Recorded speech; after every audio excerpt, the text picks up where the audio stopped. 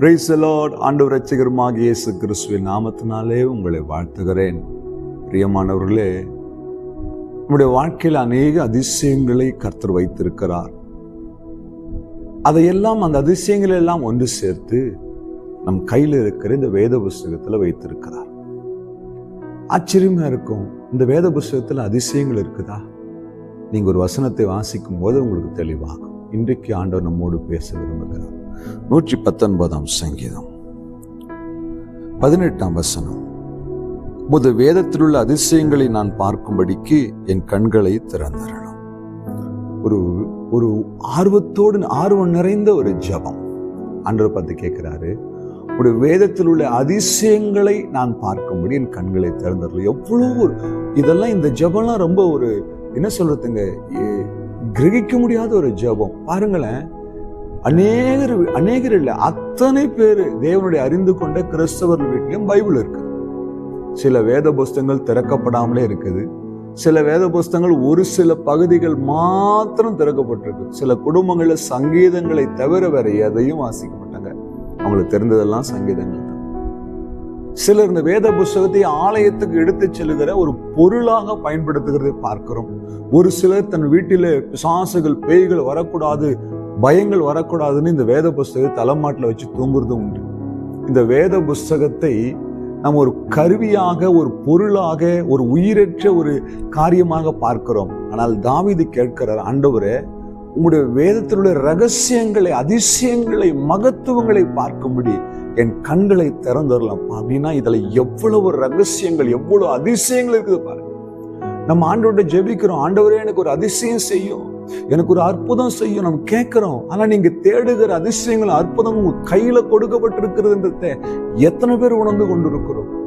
இந்த வேத புஸ்தகம் நம் துக்கமாய் இருக்கும் போது நம்மளை சந்தோஷப்படுத்தும். நம்ம உடைந்து போயிருக்கும் போது நம்மளை உருவாக்கும். ஆறுதல் இல்லாது இருக்கும் போது நம்மளை தேற்றும். பாதை தெரியாமல் நிற்கும் போது வழிகாட்டும். ஆலோசனை இல்லாத இடத்துல ஆலோசனையை கொடுக்கும்.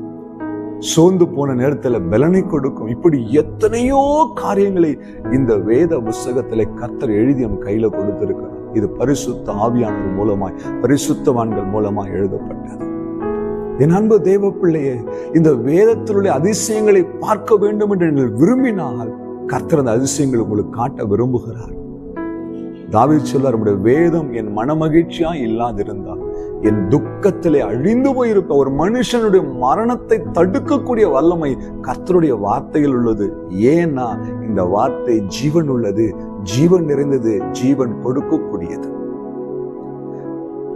அந்த வார்த்தை மாம்சமாகி கிருபை நிறைந்தவராய் நமக்குள்ளே வாசமாய் இருக்கிறார்.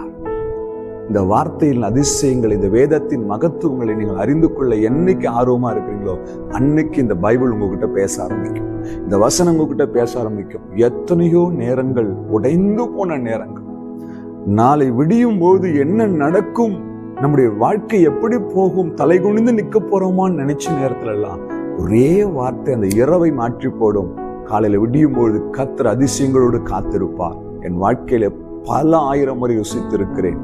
அதனால தான் தைரியமாய் சொல்லுகிறேன், இந்த வேதத்தின் அதிசயங்களை காணும்படி உங்கள் கண்கள் திறக்கப்பட வேண்டும் என்று ஜெபம். நீங்க ரட்சிக்கப்பட்டது உண்மைனா, ஆண்டவரை ஏற்றுக்கொண்டது உண்மைனா, நான் கிறிஸ்தவன் சொல்லுகிறது உண்மை என்றால் வாழ்க்கையில ஒரு முறையாவது நீங்கள் மரணத்துக்குள்ளாய் இந்த வேத புஸ்தகத்தை முழுமையாய் வாசித்து முடியுங்கள். அது உங்கள் வாழ்க்கையில் நீங்க செய்ய வேண்டிய ஒரு உன்னதமான கடமையா இருக்கிறது.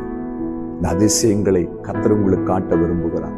ஜெபிக்கலாமா? கண்களை மூடுங்க. எங்களை நேசிக்கிற நல்ல தகப்பனே, உடைய வேதத்தின் அதிசயங்களை காணும்படி இந்த வார்த்தை கேட்கிற, பேசுகிற எங்கள் கண்களை கர்த்தர் திறக்கும்படியாய் ஜெபிக்கிறேன். அதிசயங்களை காண செய்வேன்னு சொன்னீங்களே, காண செய்யுங்கப்பா. இந்த கரத்துல ஒப்பு கொடுக்கிறேன் இயேசு கிறிஸ்துவின் நாமத்தில் பிதாவே, ஆமென். அல்லேலூயா. God bless you.